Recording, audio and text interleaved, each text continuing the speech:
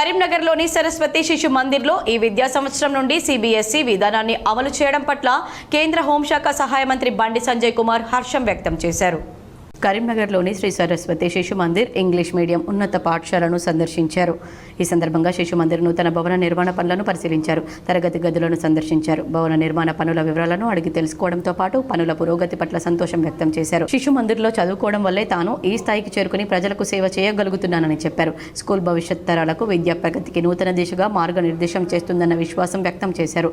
ఈ విద్యా సంవత్సరం నుండి సిబిఎస్ఈ ప్రారంభించడం సంతోషదాయకమని పేర్కొన్నారు. శిశు మందిరాలు సమాజ పరిరక్షణలో మానవీయ విలువలు పెంపొందించడంలో దేశ భవిష్యత్ కోసం విలువైన కొత్త తరాన్ని తయారు చేయడంలో ఎంతో కీలక పాత్ర పోషిస్తున్నాయన్నారు. ఈ సరస్వతి శిశు మందిర్ నూతన భవన నిర్మాణానికి తన వంతుగా ఆర్థిక సహాయ సహకారాలు తప్పకుండా అందిస్తానని హామీ ఇచ్చారు. విద్యార్థుల ఉత్తమ భవిష్యత్తు కోసం తాను ఎల్లప్పుడూ తోడుగా ఉంటానని భరోసా ఇచ్చారు. అట్లాగే శిశు మందిర్ పూర్వ విద్యార్థులంతా శిశు మందిర్ అభివృద్ధిలో భాగస్వాములు కావాలని తగిన ఆర్థిక సహాయ సహకారాలు అందించాలని కోరారు.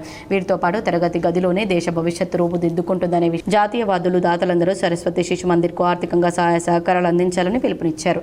ఈ కార్యక్రమంలో మాధవరం కాంతారావు, అజితేజ్, ఇంజనీర్ రాఘవకృష్ణ, సమితి అధ్యక్షులు డాక్టర్ చక్రవర్తుల రమణాచారి, కార్యదర్శి ఎలగందుల సత్యనారాయణ, పాఠశాల కార్యదర్శి ఇంజనీర్ కోల అన్నారెడ్డి, విభాగ్ కార్యదర్శి మేచినేని దేవేంద్రరావు పాల్గొన్నారు.